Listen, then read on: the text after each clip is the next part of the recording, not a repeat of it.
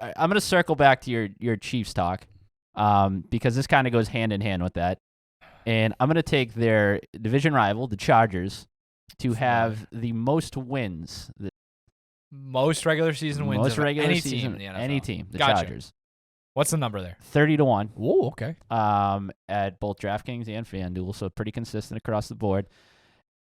So, if for all the reasons that you mentioned that we're down on the Chiefs, I think that obviously plays into this bet. There's a lot of overlap here.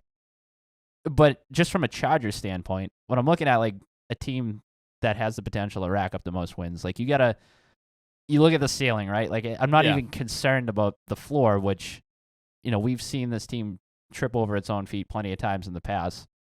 But from a purely ceiling standpoint, roster, like, the quarterback more than anything, I think we could agree that really this team has as high a ceiling as probably any in the NFL. Like, just the talent is there. It's just never really manifested itself.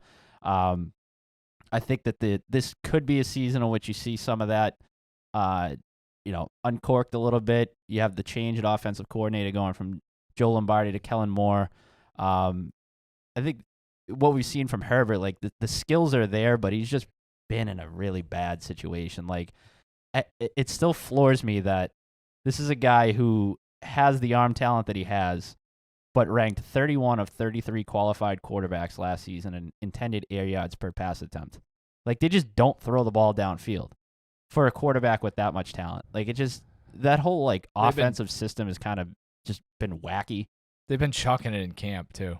Like, according to all the reports, like they're finally throwing that, and they went out and got Quentin Johnston in the draft too. Like they're building around him, giving him the tools. They're giving him the tools to giving succeed. him the tools, and this is like what we've seen in recent years from the really, really good teams, is that they're able to win the passing game battle, right? Yep. Like, you win offensively, you air it out, you 38, push the ball 35, downfield, yeah.